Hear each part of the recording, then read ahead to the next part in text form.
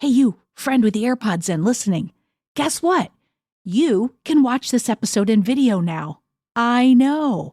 All you have to do is head over to our YouTube channel, and there's a link in the show notes. So go ahead and click that.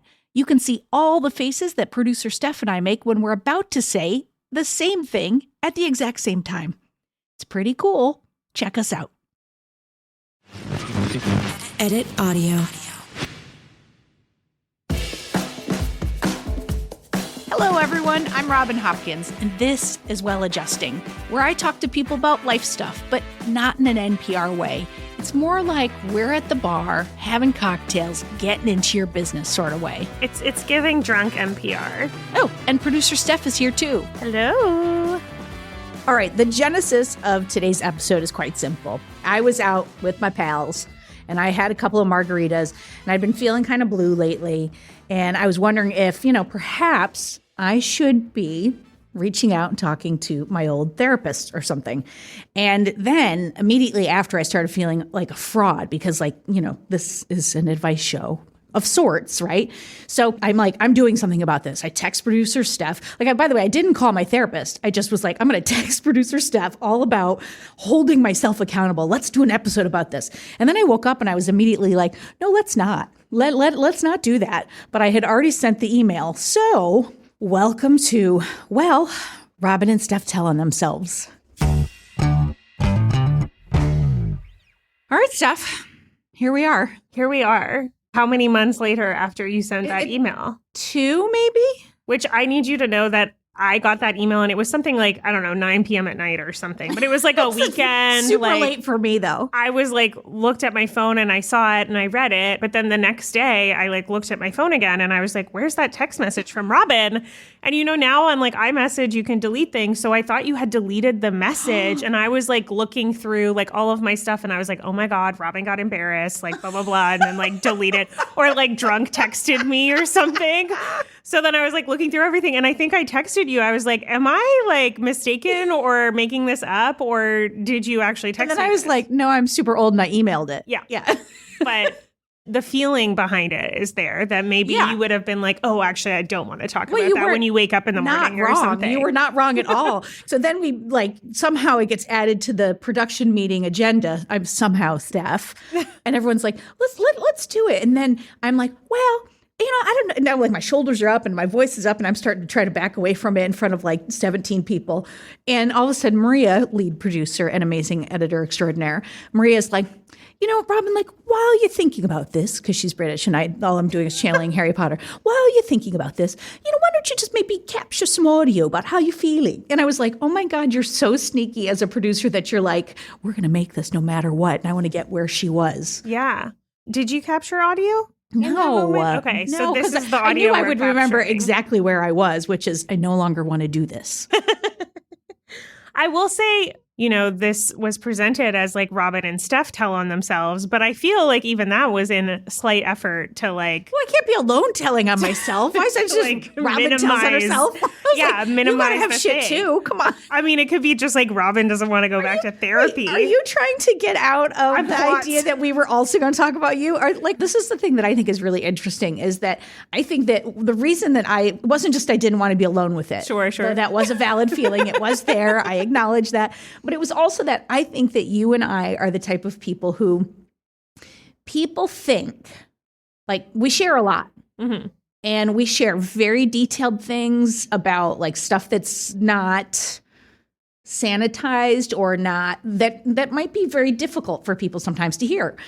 But I think that gives the illusion that we're actually sharing something that's vulnerable and we are not. Oh, because it's already been sanitized, fixed, put into a place that we feel like the version. And I don't mean we're lying or shifting anything, but we're sharing it in the way how we want to share it and controlling the narrative versus actually being vulnerable. Yeah. I always say that people think I'm very open. Yeah. But I'm not. Not when you're in the middle of it. Not when I'm in the middle of it and never from a place of emotionalness. Right. Which is not to say I'm not emotional. I'm an extremely emotional person. I just don't want anybody to see any of that mess. Yeah. I'm I'm going to be emotional on my own. I'm going to figure out how I want to say this to other people. And then the next time someone asks, You'll have a prepared I'll have version. like the version that I can share.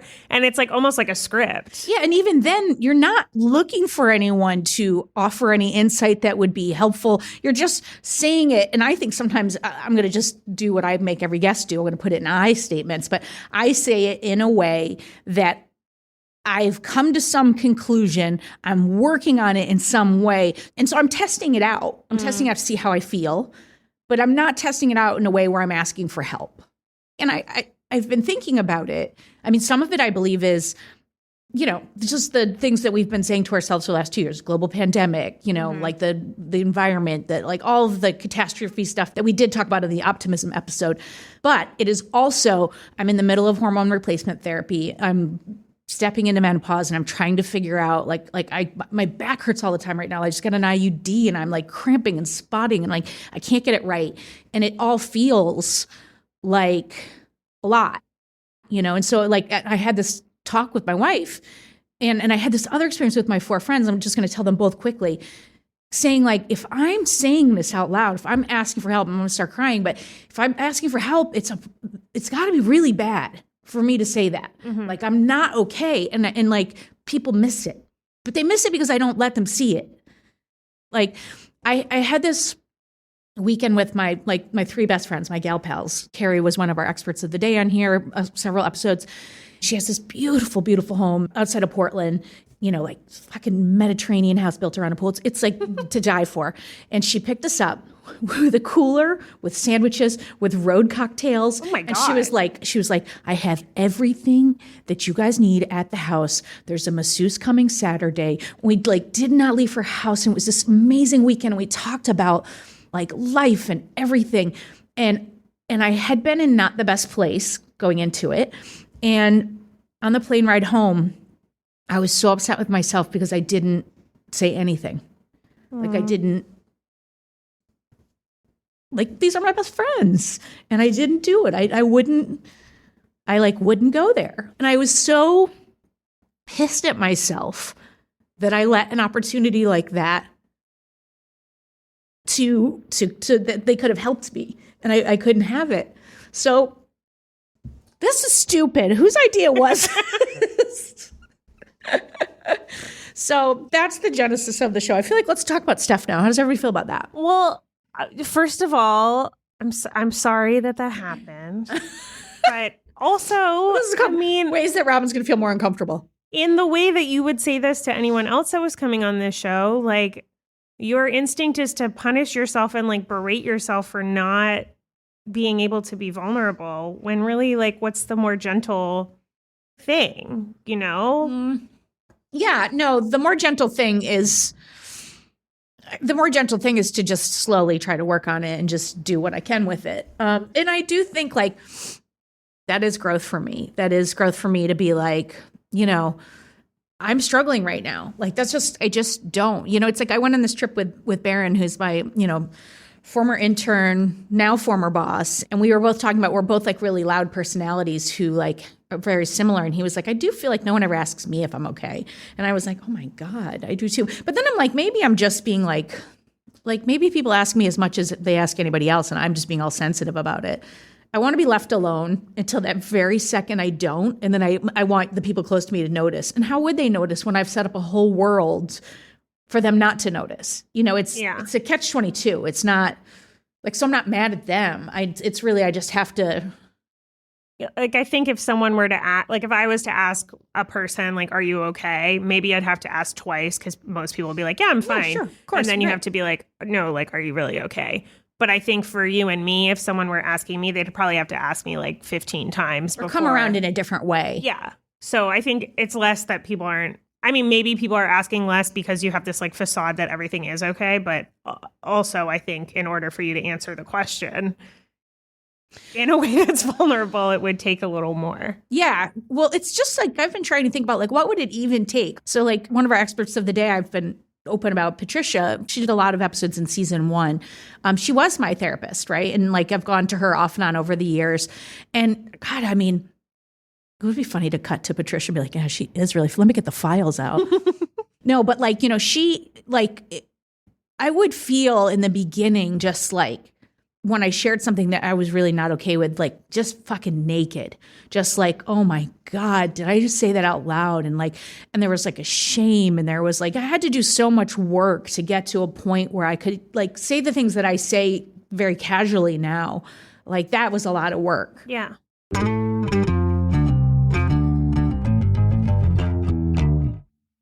Hey friend, I'm just jumping in here to say that we've got a new way to get in touch with us. If you want to leave us some feedback, hopefully good, or suggest an episode topic or ask a question, all you have to do is go to sayhi.chat/welladjusting. The link's in the show notes, but I'll say it one more time. sayhi.chat/welladjusting. You could leave us a voice memo and we might just use it on air. And if you happen to be enjoying this episode, why not go ahead and subscribe to the podcast or rate and review us? You won't regret it, folks. So when's the last time you were in therapy, and was it with Patricia? I was with Patricia. I think I did a couple of sessions the beginning of the pandemic. And prior to that, it would have been maybe 2017, 2018. So it's been a hot minute. And I guess you've already recognized that there's things that you wish you were talking about, even in friend situations. Yeah. There's one sort of core issue. I feel like that I would love to do some work on, but I also do not want to in any way, shape, or form. And I think that often, if I'm just being fully honest, I think that often the idea that I would go and just talk about the day-to-day stuff and say I'm not doing this other thing is what probably stops me. Well, I think so many people go to therapy and talk about the day-to-day stuff to find the thing that's under. Yeah. But you've already done some work. Some work and understand what the thing that's under is. Right. Do you feel like you can articulate it? I can, but I'm not going to. I'm going to say that. Here or here in the world? Well, I have to Patricia. I have to Patricia. I have, to Mary. But so you have articulated it. Yes. So that's good. Sure. Recently? But it's it's not it's not hidden. It's a thing I'm aware of. And I just don't want to, it's just too hard and I don't want to do it. What I'm not going to do is what people do is go, well, I already know the thing. I'm not going to what's the word when you put fancy words around it and, I'm not going to do any of that. I'm just going to say that it's this simple. I don't want to, but I want the result. So it's I'm in a place where I go, okay, well, I don't have the result. So that's going to be what that's going to be. But right now, and it's less right now because I will say that I don't know if some of the hormone stuff is shifting and the sun has come out. It's not winter. I am not feeling where I was this winter. I'm not feeling that, what the fuck am I doing? I'm kind of lit up about a couple of things. And so I'm back to feeling mostly myself. What stinks about it is this looming thing, which is stopping me from taking care of myself in a small area. If I went to Patricia and said, I don't want to talk about this. I'm just feeling this. Can we talk about that? She would be like, of course. I'm here for, it's just me. I feel like most therapists say that if you don't have a reason to go to therapy, that's probably the best time to go to therapy. I don't like that. Because it's you have the capacity to be working on things. You're not drowning on the day to day. So maybe there's things that you could do where it just shows up as a sprinkle. Yeah. Rather than you're getting dropped with rain a little bit and it's some of the shit is falling on you, but it's not winter hell where you're drowning.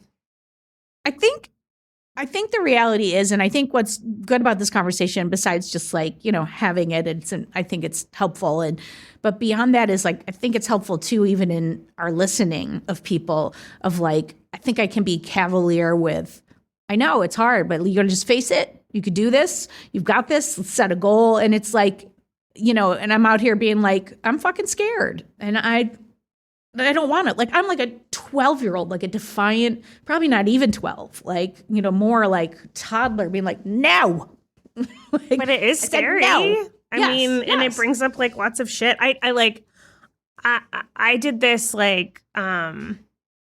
I like got formally diagnosed with PTSD.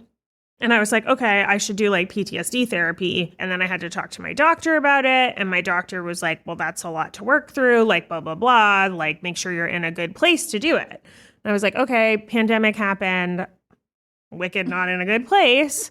But I started like, you know, just exploring like saying it out loud more or whatever in like little ways. Probably 2 years later, I was like, okay, I'm going to like do something about this, and went to this like PTSD therapy. I started doing it. It was really fucking hard. Then I broke my leg. Mm-hmm.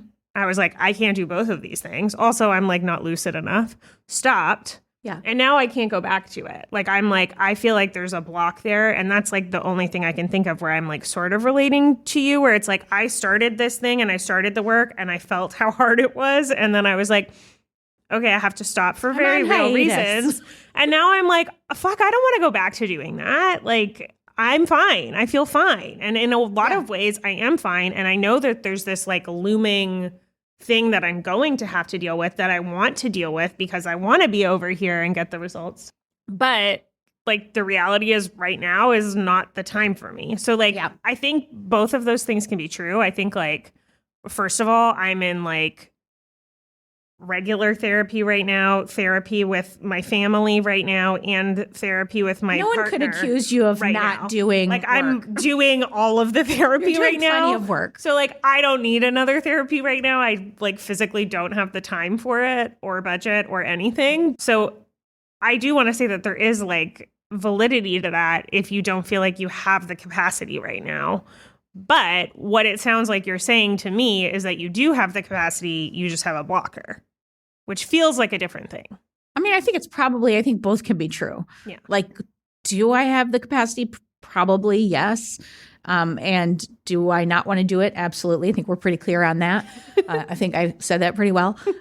But also, would it be really fucking hard and take up a lot of mental space? And like, am I in a place where I want to do that? I also think that's true. No, I do not. Like, I think all those things are happening at once. Like, in these moments when we start to talk about this, it can get very existential. Like, I can go up into the like, it's always gonna be problems, and 5% happier, or could I be better about like just relaxing into what I have and being present in the moment? Like, it's like it can get very circular, and I can see how it can get very easy to get lost. But like, that's all the stuff that's on top, and then underneath it is just no, like so it's layered. Well, do you feel that like the thought of this looming thing is stopping you in a consistent way from being happier? Well, I feel like that's a trick question, producer Steph, because happier, yes. But I just think that implies that they don't have happiness now, because I don't know. I don't think so. I think you're very happy. I'm just getting defensive. Full of joy. You're defensive. I think what I'm getting at is like, I mean, this can be like a convoluted way to say this, but like, people have like OCD tendencies, right? I have OCD. The difference between those two things, people say, is like the amount that it impacts your day-to-day life. Right. So is it getting in the way of you being yourself? Right. And if the answer to that is yes, then I think there could be more time spent dealing with it, because though you may feel joy right now, the likelihood that getting help for that one thing would allow you to have capacity for more joy. Yeah. I love how careful you're being. How you're being so careful. You don't have to be so careful. If it's not like, if you were to, but if it's not getting in the way of your day to day, like it's not getting in the way of my day to day. Not right now. I think in the winter it was, and I think in the winter I should have. Like, I think that's like, if I'm looking back, I think I should have just been like, Patricia, I don't necessarily want to go to the deepest, darkest places, but I do need some help right now. I should have done that. I think what I'm willing to do right now, like, well, the deal I can make with the obstinate, like, 7-year-old inside me with a bowl cut and Levi jeans and some kind of a boy's t-shirt. The deal I think I can make is if I know and I feel these things starting to come on again, even if I will not say things like, it's probably my HRT, I probably don't have it, like, because there's just as valid of a reason to go and just like have that space, even if it is hormonal, even if it is, because it's like the one thing I do know about therapy that I love about it is I don't know why it works. And Patricia had said the thing that made me understand it better, which is she said that your problems were not created alone. They were created in relationship. And so often they have to be solved in relationship. Like trust has to be rebuilt. And I just thought that was a really lovely way for me to get my head around it. But what I know just on a really basic level is if I go and I force myself to say the things that I don't want to do or say, when I've said them, when I walk out, I feel lighter. And I do know that. But that's part of the problem is that I approach therapy much like I approach everything. Mm-hmm. It's not enough to go. I have to do it to the best of my abilities, or I didn't do it right. I don't care enough. I'm not trying to make the outcome. It's my responsibility. It's probably my fault I have a cold. Like I go right into that kind of thinking.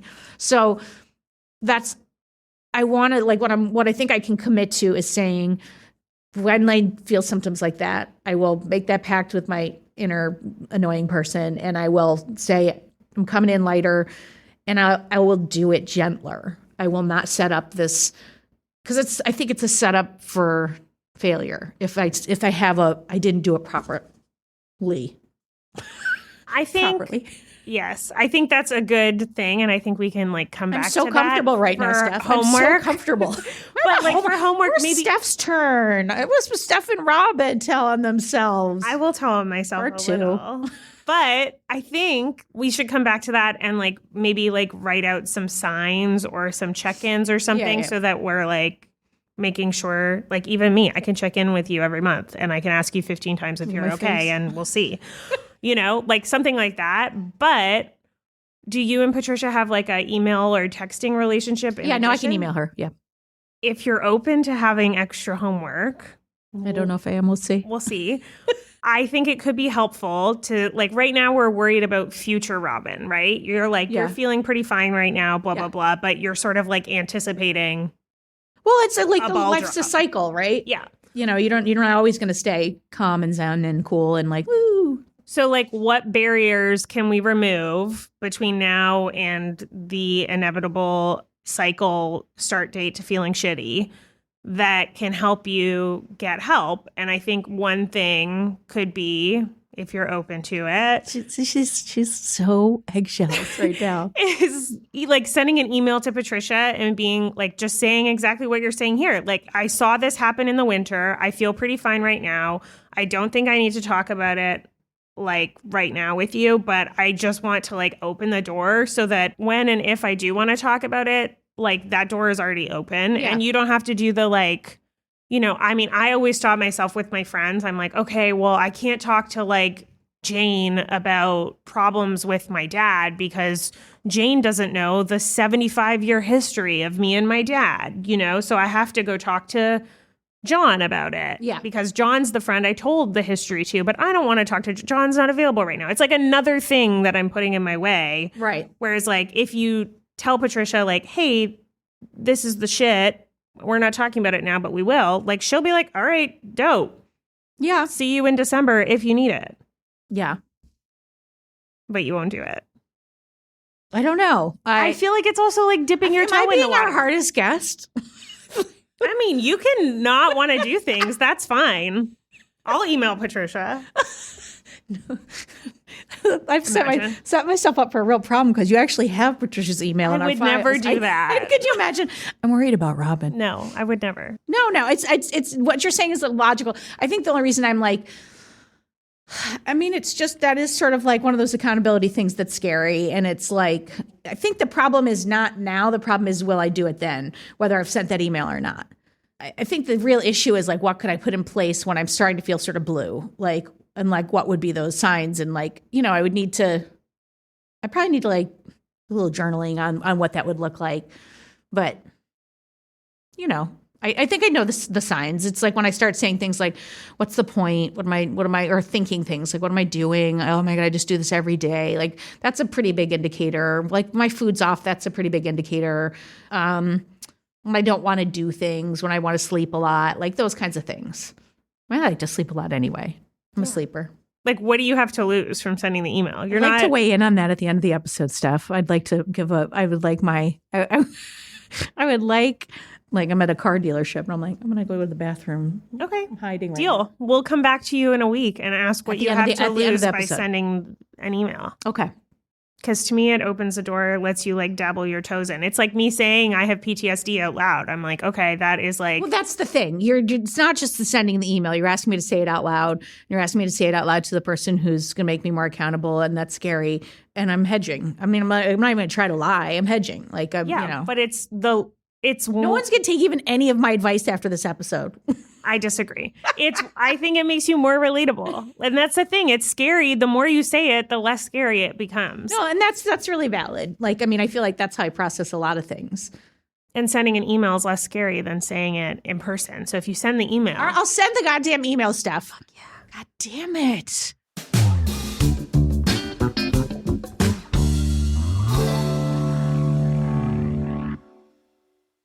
So I'm committed. I'm going to do it. I mean, is there anything you're going to tell on yourself in this episode, or is it just me? Did I just get hung out to dry? You're not hung out to dry. You're hung out to be supported. No, it's helpful. It's helpful. It's helpful. But it's so interesting to me. And this is why I was willing to do this. Is like, it's fucking uncomfortable, and I think I don't ever want to make our guests feel really uncomfortable and put them on the spot. So I'm willing to do it because it's like, I do want people to know that we are with you and we understand how fucking hard this is. And we understand that when we give any kind of advice or ask somebody to show up in a way that's uncomfortable for them, that it's not something that we're not doing. It's not something that we don't get how hard it is to do. You know, it's like, and sometimes those are the hardest conversations we have. Like we've had a couple of conversations with guests where, you know, like as a team, a production team, we're having conversations like, did I push too hard? Was that too much? I hope they're okay. You know, like things like that. Cause we never want you have to meet people where they are. Yeah. And sometimes we have to have a really light touch because the person is just the door's only open so much. And like, I'm willing to open the door to say like, we're with you. And also just cause I do need it. Like, I know that, like, you know, I think that's why, like when we started this podcast, we didn't set out to be like, and we're going to also hold ourselves accountable. We were like, this will be really fun. You know, it'll be like a great conversation. Yeah. And then it would have been dishonest not to. Like, I think it would have been like people would have seen through it. Like, I'm never drawn to a fucking influencer who acts like they have their shit together. Like, No. Never. I don't want to see that. Like, all you do is make me feel bad. And also, I think you're a liar. Like, no one has their shit together. Like, anybody who says they love pregnancy can go fuck off. Go fuck right the fuck off. It was not fun. Yeah. We get this feedback from people that listen to the show, and it makes sense. And it's what we've been saying, that it's like when you hear, it's just like relatability. You hear other people struggling and you feel less alone in your struggle, even if your struggle is completely different. Like there's ways to like relate to each other and just know that like you're not alone in feeling shitty. And probably either the way you feel shitty or the thing you feel shitty about happens to a ton of people. Yeah. Well, and like, I know I'll walk out of here and I'll feel a little lighter, and I know I'll feel a little better, and I'll feel a little bit more like, okay. Cause it's like, I had a family where, you know, there was addiction and where things happen at night and then the next day we pretend it didn't happen. Mm-hmm. And like that creates a cycle of shame, and it creates a cycle of like self-doubt, and then like just the night's dark and it's long, and then the next morning you're just like, all right, well, it's a new day, and the sun comes up and it's gorgeous, and yet it feels like something feels off. And you know, we've talked a lot about like being searchers as people, and like as I've gone on a path of trying to be as happy as I can in as most moments as possible, like that's my goal. My personal overall goal is to try to be as happy as I can in as many moments as possible. And I fail a lot, but I succeed a lot. And in that, if I'm hiding something, it feels like back then. And if I'm not being honest, I feel like there's a creeping feeling of like, this is all fake. Yeah. But it creates this level of like having to like tell on yourself that's like also sometimes like unmanageable, because it's like, why should I have to live that bare? Yeah. I mean, I have that too in different ways, but I think, the idea that like your reality is somehow not the reality that everyone, like, I have that. Yeah.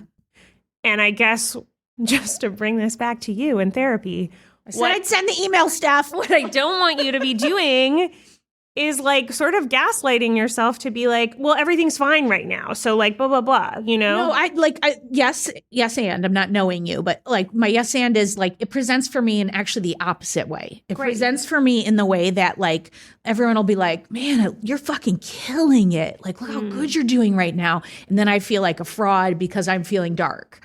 And that's an unrealistic expectation of life. Like, I don't care how happy or successful you are, you're going to have hard days or bad days or down days. And that's what I want to be gentler with myself on. I can put that out there, and then I can have a bad day. And then I don't have to throw out the baby with the bathwater, which is like the worst phrase, baby. Who would ever throw the baby out with the bathwater? Why would you throw the baby out at all? Someone. Leave the baby alone. I think there's something that's so weird about this is that producer Maria asked us to like think of things that we can celebrate at the end of the episode. So what are things that we've been doing? And I'm like, God, I don't know. I can't think of anything. And she lists off all of these things. She's lifting off our things, which I think is hilarious that our producer had to send us things we're supposed to be proud about. And literally on the train ride over here, because I knew that this recording was happening, I started posting on Instagram. Okay, we won an award. And I was like, I must post this on Instagram because then I can show Robin, look, I'm celebrating my win, And so like I'm doing it on the way to the recording. Well, that part I have no problem with. I believe that it's as long as you get it in and the deadline making you do it is good. That's what I believe. It is good. But however, the fucked up thing is there's like two parts of my brain that you just like talked about that are like, okay, it's okay for me to like say I'm doing good. And so I'm like, okay, we won this award. And then I have this like weird idea that me saying that, it makes me a fraud. Because I'm like, well, the company's not doing as well as it has. And we could use like this amount of money. And maybe like this award isn't as good as other awards and blah, blah, blah, But then also at the same time, I have this dialogue that's like, I'm a fraud. Not everything is as good and sparkly as I'm making it seem. And then on the other side, I'm like, no one cares about this. This is so stupid and nothing is really that good. Like, I'm not showing anyone anything good that I've done. Like, I'm diminishing it in two ways. I'm saying it's too good for me to be like showing other people, and other people are going to judge me for being too good. And all of the people that don't judge me for being too good are going to be judging me for being stupid and celebrating something so little. Okay, so my version of what is that? My version of that exact same thing, and it's almost the same thing, just a slight twist on it, is I'd be like, somebody had that award, and I'd be like, I really want to get that award. And I'd be like, God damn it, they're way better than me. I don't know why I can't get that award. Then I would get that award, and I'd be like, but this is like some shit like call-in award that like nobody even knows about or cares. Like, would they have like 4 entrants? So it's like the same thing. And we meet on that. You and I meet on that space like all the time. We always just have like slightly different versions of it. We're really fucked up. Yeah, so we all need therapy. Can you imagine if we were just like, and that's a wrap. Thanks for coming. Well, no, but okay. So, but we let's go to good things, and they can be something that Maria told you, but it's maybe better if it wasn't. I think we should do 2 things for ourselves. Okay, and then I want to tell you 2 things about yourself. Okay, I can do that. All right, my 2 things are, one, all right, I've been open about I had a bad business relationship, and it just was, I stayed too long, like an extension of I used to stay too long in relationships. And this was the first time I realized, I stayed too long in business because I was afraid, because I was like, well, this is the most successful thing I've ever done. What if, who's going to want me? What I'm going to be able to do? Like I stepped into this thing. I didn't mean for it to happen. So that said, I do have concerns about my day job, like continuing. I've been in a place of fear. Like I've been in a place of like, oh, fuck, like who's going to, like, and there's like, I got to triage, like, how am I going to make money for the hiatus weeks? And then like, what next? So I started like a manifestation weekly with my pal Baron. And I was going to say, this doesn't sound like celebrating. No, but I'm going there. But we started this thing, and my first thing was to talk to Tom, who's also been an expert of the day, and he's like an old advisor. And he talked to me about this project, and he's like, why don't you start this like thing? And I'm not going to say what it is because I'm forming it now. But it was like the thing he said was on the Great Robin Plan as the thing I wanted my 5-year goal to be. Wow. But it was like, I was always standing there like, how do I get this thing? How do I do this? Because I'm not like, I'll just say it was like kind of like creating a production company. It's like, I'll go into the details later when I'm ready. But like, and I was like, I'm not Reese Witherspoon. Like, how am I going to make this company and who's going to let me be in the things I'm making? And so I was like, I never could figure out how I was going to get there. And he gave me a way that I can get there and do it. It's just a slight modification. It's like slightly different. I was like, fuck, this could be great. And I've already started moving on it and like brought in a partner and a guy who I've been working with and like a producing partner. So I'm really lit up about the idea of, for the first time in my career, I'm creating from a place of, this is a fucking thing I really want to do. And I'm going to believe I can do it. Yay. Like I was just saying to Mary, I did a call last night with somebody and I was like, I actually have to get better as a salesman. Like I have to sell this. Like you'd be stupid not to come in on this with us. Like I've got to get to that place and I can't be listening for any hesitation they have and have that mean my idea isn't good. So like, it's just a world I'm excited about. I'm thrilled I'm doing it.